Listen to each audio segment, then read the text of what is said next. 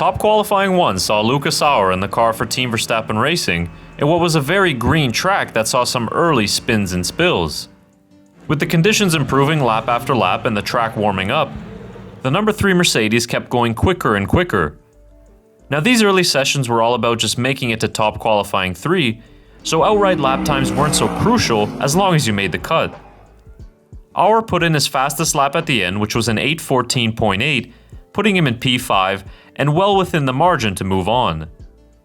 Auer had a lot of feedback to relay to Max Verstappen when he returned to the pits, as the Dutchman was getting set to take over for top qualifying 2.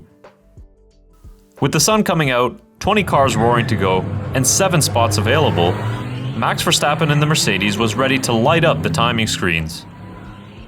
The start of the half-hour session began with a shock, as the other Mercedes of Mauro Engel crashed out on his first push lap in a very uncharacteristic mistake. Now this incident totally changed the top qualifying 2 outlook. Luckily for Verstappen, he was ahead of Engel on track, and this was key. Engel's accident brought out double yellows, but also a code 60 in order to repair the barriers. This means drivers going through that section must slow down to 60 km an hour. Verstappen pushed on ahead and made use of the better track conditions and fewer traffic on the Nordschleife. The Dutchman's first push lap saw him put in an 8:14.8, which put him in P1 and a second faster ahead of the next closest driver. Due to those yellow flags, Verstappen returned to the pits following his one and only lap, but his job was not done.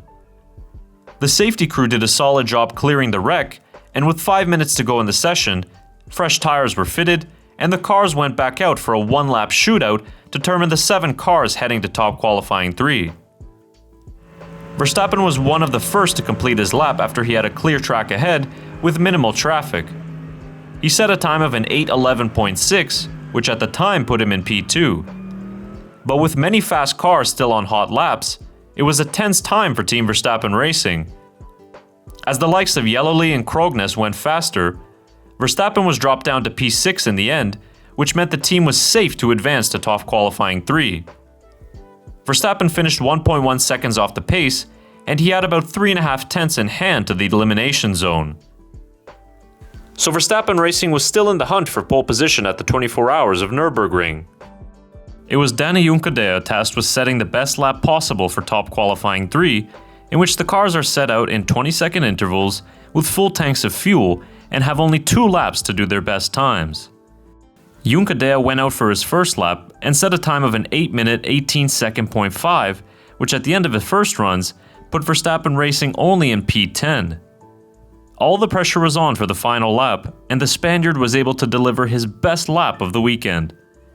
Juncadella put his Mercedes provisionally on the front row with an 8:12.0 in what was a clinical lap.